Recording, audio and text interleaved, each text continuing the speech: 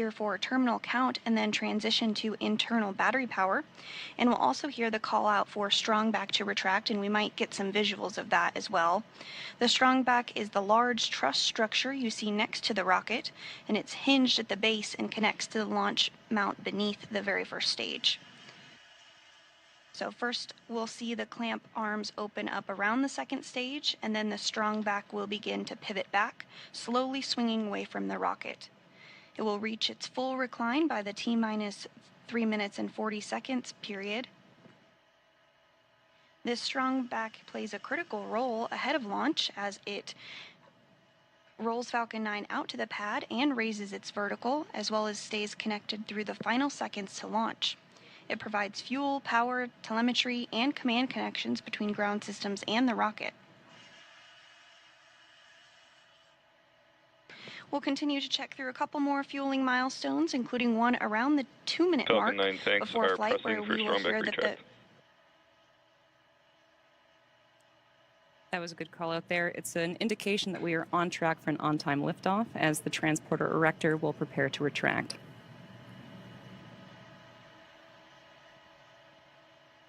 So we are about 20 seconds away from starting to see those clamp arms starting to open around the second stage at the top of the vehicle. They're important because they help stabilize the second stage during propellant loading. Strong back lower has started. We have pretty good views, and so soon we should start to see those arms opening up.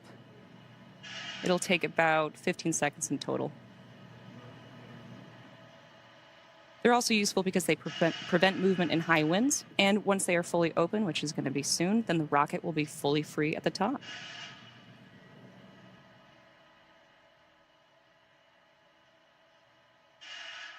Now it looks like those arms are fully open now, and we should expect the strong back to start leaning back away from the rocket, giving it room for liftoff.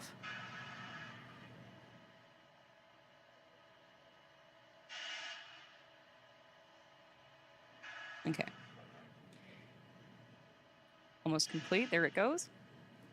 Now, at this point, both stages are nearly fully loaded with about 1 million pounds of propellant. The first stage will be complete at around T-minus 3 minutes, followed by the second stage, which is expected to wrap up liquid oxygen loading at about T-minus 2 minutes.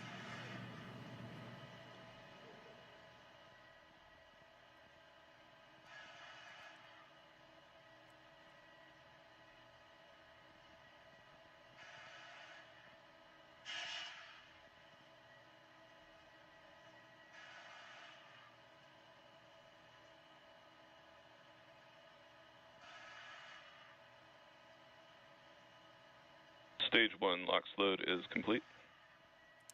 So liquid oxygen loading for the first stage has just completed, finalizing propellant loading for the booster. Now, the tanks are pressurized using helium, and that helium is chilled too, so it stays compatible with the cryogenic plumbing. During flight, that pressurization helps force propellant into the engines as the tanks empty. And then at T-minus 60 seconds, Falcon 9 will enter startup. At that point, the rocket's onboard flight computers will take over.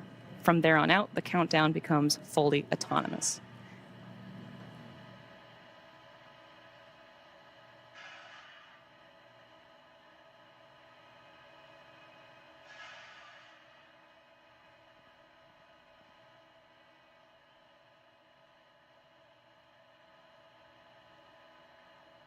And we are standing by to hear that call out for Stage 2 LOX load to be complete. Stage 2 that LOX will load is complete complete. The prop load for the upper. And right on time, that liquid oxygen for the second stage is now fully loaded, completing prop load for the upper stage. We may also hear a call that Dragon's flight computer is in auto idle. You may notice the white clouds venting from around the rocket. That isn't smoke, that's actually condensation and is expected. As the liquid oxygen warms slightly inside the tanks, some of it boils off, and that gas is now being vented to help manage the pressure. When the vented oxygen hits the warm and humid outside air, it instantly condenses into clouds, which you are getting visuals of on your screen now.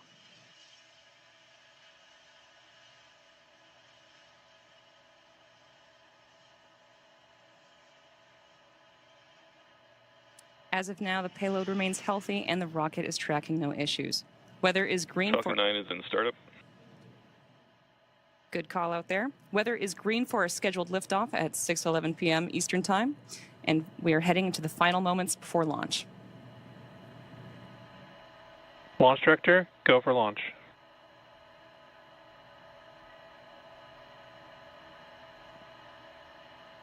At this point, the autonomous flight computers have taken over the launch countdown, and stages 1 and 2 are pressurizing for launch.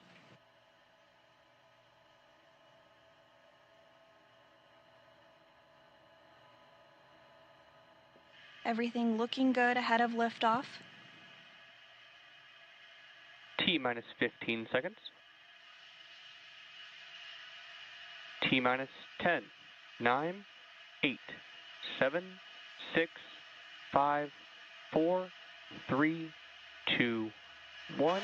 Engines full power and liftoff. Go Falcon, go Cygnus.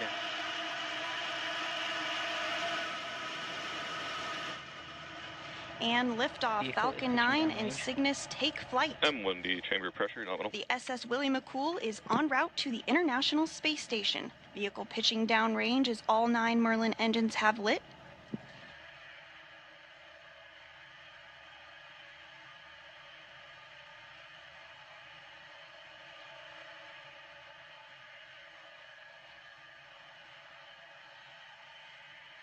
We are currently throttling down to prepare for max Q, which is the point in the mission profile where the vehicle experiences the greatest amount of aerodynamic pressure that it'll see telemetry nominal. on ascent.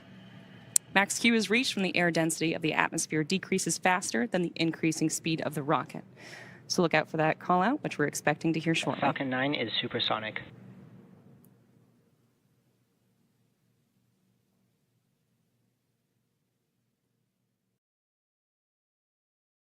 Max Q. And there's that call out for Max Q. Now, coming up next are several events that are going to happen in rapid succession. First is main engine cutoff, stage separation, stage 1 flip, second engine start, boost back burn start, and then fairing separation. Main engine cutoff, or MECO, is where all 9 M1D engines Stage 2 engine chill. on the Falcon 9 first stage are shut down. This is followed by separation of the first and second stages. Stage 1 flip is when the booster uses its nitrogen gas thrusters to flip the booster around. And a few seconds later, the Merlin vacuum engine on the second stage will ignite to boost Cygnus to low Earth orbit, and that is also called out as Second Engine Start 1, or SES-1. After that, Falcon 9's first stage will ignite again to orient itself to head back to land. And shortly thereafter, the 2 fairing halves will separate and expose the spacecraft to the vacuum of space. And we should be hearing the first of those call-outs in about 10 seconds from now.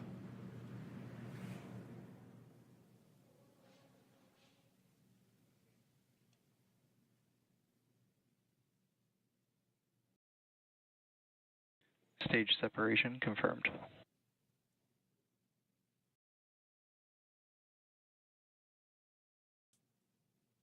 MVAC startup. Stage 1 boost back startup.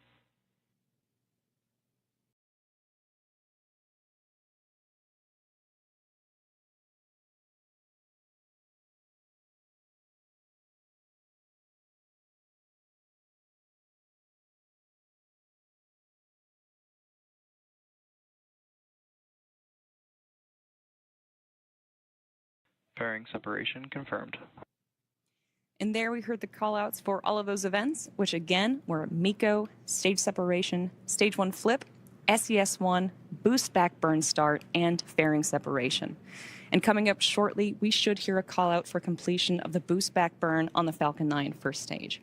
This burn, which will last in total about 50 seconds, is the first of 3 burns that the booster needs to go through in order to make its way back to landing zone 2 at Cape Canaveral Space Force Station. So there was the successful boost back burn on the Falcon 9 first stage.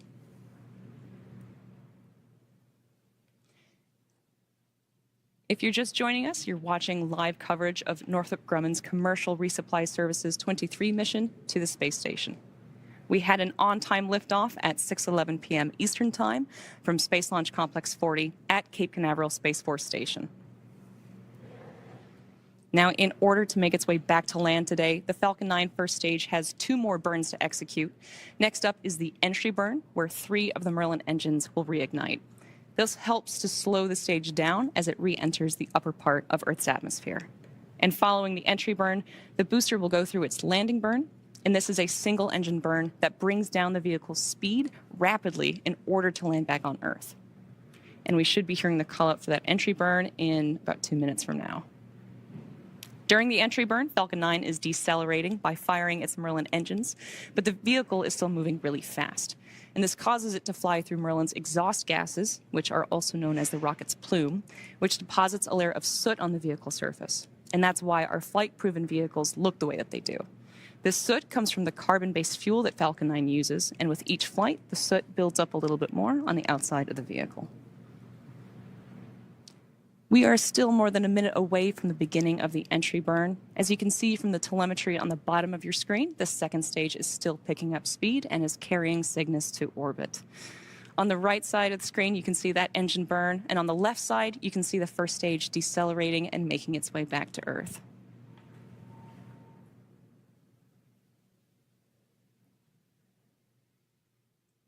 Now, you might have noticed on the left-hand side of your screen that Falcon 9 is equipped with those 4 hypersonic grid fins, which are positioned near the top of the first stage.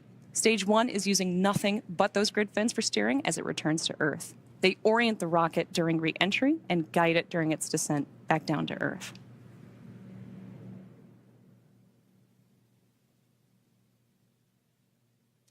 Reusability is the key to lowering the cost of spaceflight, enabling more investments in critical space infrastructure. The Falcon 9 first stage that is supporting today's mission is performing this entry burn for its 4th time. And the payload fairings are also flight-proven, with one half flying for its 6th time and the other half flying for its 3rd time. And we are moments away from the beginning of that entry burn. You should see the graphics light up as the engines do on the bottom of your screen. Stage 1 entry burn startup. And there's the call out for the entry burn startup on the Falcon 9 first stage. This burn is set to last about 20 seconds and again is slowing down the vehicle in preparation for its final burn and landing.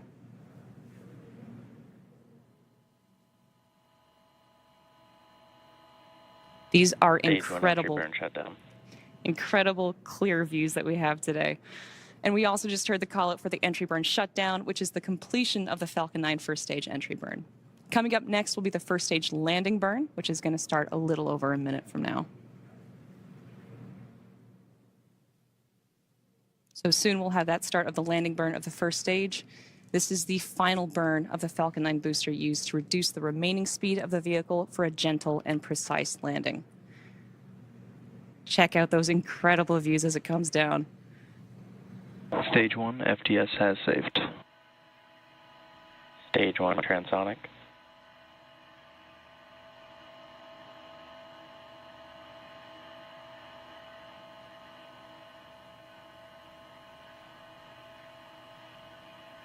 Stage 1 landing burn.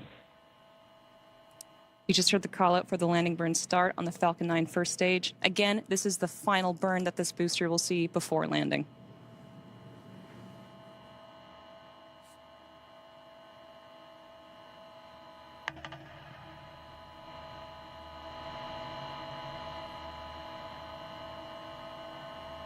Stage 1 landing leg deploy.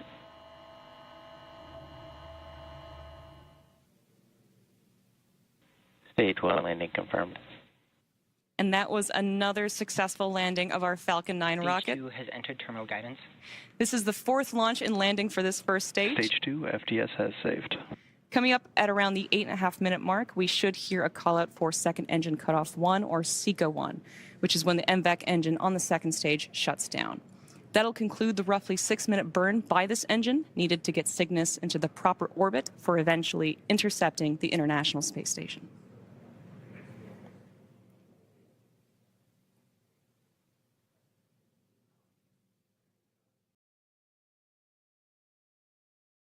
MVAC shutdown. And there's that call out for the second stage. We are now waiting for confirmation of good orbit. Nominal orbit insertion. And there was a great call out there. So at T plus 8 minutes and 57 seconds into the mission, and the second stage has one last major task, and that's commanding separation of the Cygnus spacecraft in just a few minutes from now.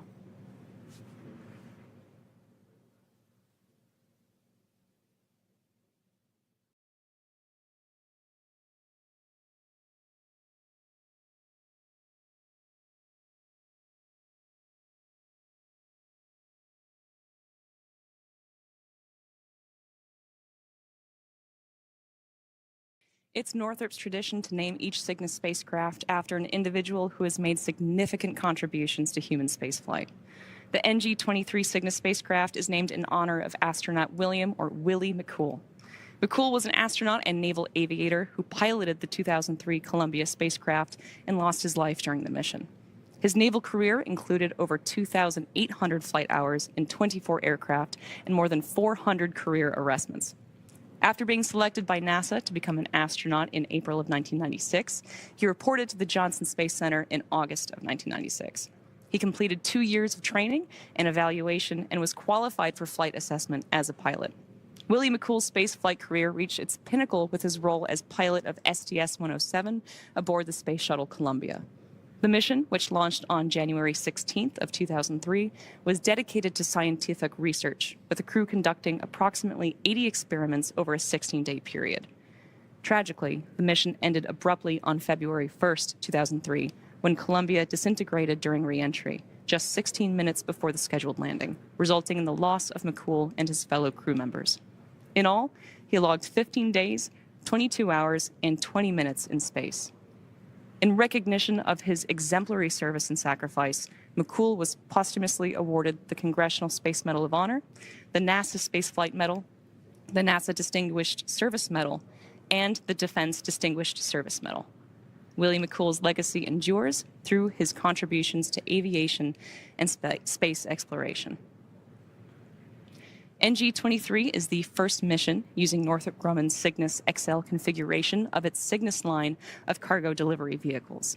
The cargo capacity of Cygnus XL is 5,000 kilograms, which is 33% greater than the previous version. The expanded capacity of Cygnus XL means more room for critical supplies and experiments in a single mission, improving the efficiency by reducing the number of launches required for a given cargo mass. For those of you just tuning in, you are watching live coverage of Northrop Grumman's Commercial Resupply Services 23 mission to the orbiting laboratory. Following separation, Cygnus will have a nearly 40-hour transit to the space station, where the station's Canadarm2 will grapple Cygnus and the spacecraft will attach to the Unity module's Earth-facing port for cargo unloading. Cygnus will be joining the CRS-33 SpaceX Dragon spacecraft, which docked with the space station on August 25th, as well as the Crew 11 Dragon, which arrived on August 2nd. Both Northrop Grumman and SpaceX have a long history of supporting the International Space Station with cargo missions like today's. SpaceX's first Commercial Resupply Services, or CRS mission, CRS-1, launched in 2012 and made history by restoring America's capability to deliver and return cargo to the station. The Cygnus spacecraft has been visiting the ISS since 2013, and the first Cygnus CRS mission, Orb-1, launched in 2014. Cygnus has delivered more than 71,000 kilograms of equipment, science experiments, and supplies to sustain the ISS astronauts under NASA's Commercial Resupply Services contracts. The CRS partnership has helped build a strong American commercial space industry that will soon take us to destinations beyond low Earth orbit. In fact, these missions are providing critical learnings that will help us develop a human presence on the Moon and Mars, which will require a steady supply of cargo missions in order to grow and to thrive.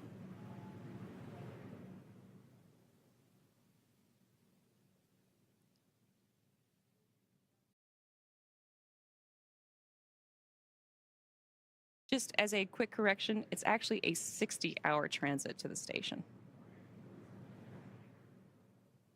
We're currently at T plus 13 minutes and 37 seconds, and we're expecting to hear the call out for payload deploy at around the T plus 14 minute and 40 second mark.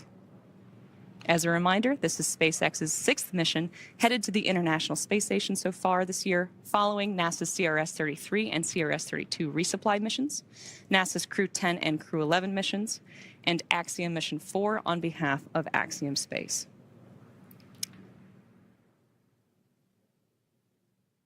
Following separation, Cygnus will have that 60-hour transit to the space station, where the station's Canadarm2 will grapple Cygnus, and the spacecraft will attach to the Unity module's Earth-facing port for cargo unloading by the Expedition 73 crew.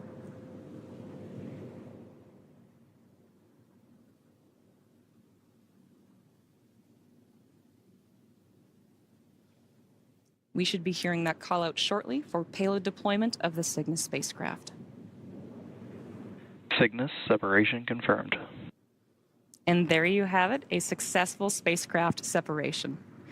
The Cygnus spacecraft is now on its way to the International Space Station, and as mentioned, is expected to arrive about 60 hours from now. With successful separation, that's going to do it for me here in Hawthorne. Be sure to check out spacex.com/launches for a schedule of our upcoming missions. And when you're there, check out our new departure board featuring our upcoming launches with details such as the mission name, launch and landing site, and liftoff time. In the meantime, Sandra, tell us what's next for Cygnus. Thanks, Tyler, and welcome back into the International Space Station Flight Control Room here at the Johnson Space Center in Houston. Next up will be the deployment of Cygnus's solar arrays, scheduled to begin at a mission elapsed time of 2 hours and 29 minutes, and should take about 45 minutes to be completed. Once those arrays are deployed, we will provide an update on the International Space Station blog with the latest news. But joining me now is G. Patel, the manager of the Mission Integration and Operations Office, and he's here today to discuss the launch of Cygnus a little bit more. So, G, how significant was today's launch of a larger Cygnus spacecraft, and how valuable is this for continued space station operations? Hey, thank you, Sandra. You know, all of our missions are critical, but this particular mission is even more so critical. You know, NG-22 was scheduled to be launched in June, and we had an issue with that spacecraft during a shipping incident, and so we weren't able to get that mission launched. And so the NG team has done a phenomenal job accelerating this mission 4 months to be able to get this launch off today. This is a different variant, as you guys have highlighted. It's the Cygnus XL, is what they call that. It has 33% more capacity to launch cargo, and it's extremely important. There's a lot of critical consumables, supplies, food, water, air that we need for station to maintain habitability of crew. And then also we've got critical science that we also have on this mission. And so, you know, we consider this really important to be able to enhance and expand our capability to launch more cargo.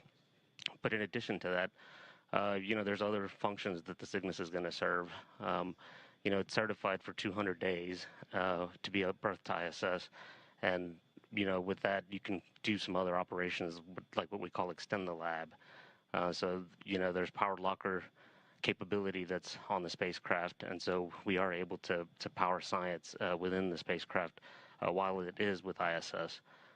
In addition to that, you know, we obviously like to dispose or remove as much as we're bringing to station to maintain stowage and keep things habitable, and so the 200 days helps us as the crew is accumulating trash for us to be able to stow that.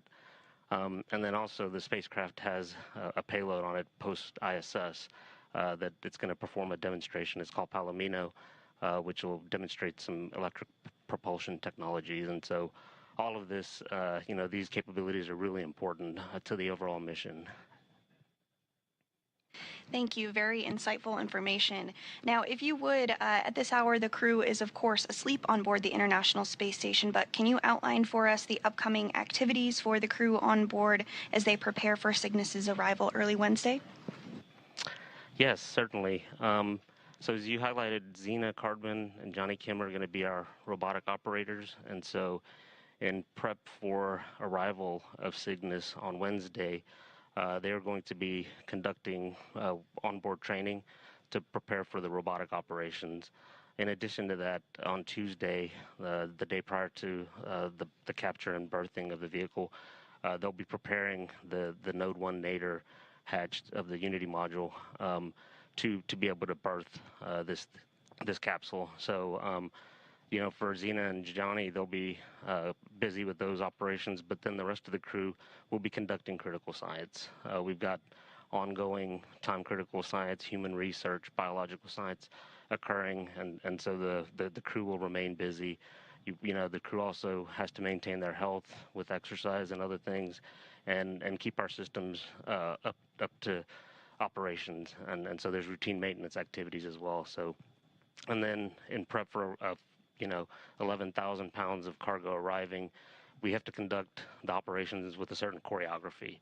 And so the teams, the crew will be also looking at the choreography in advance, so that they have understanding of how we're going to stage the cargo, and how we're going to, you know, dispose of it, of the trash that we need to remove from station. Thank you very much. We are certainly looking forward to Cygnus's arrival on Wednesday. We really appreciate you taking some time to join us today. Thank you again. Thank you.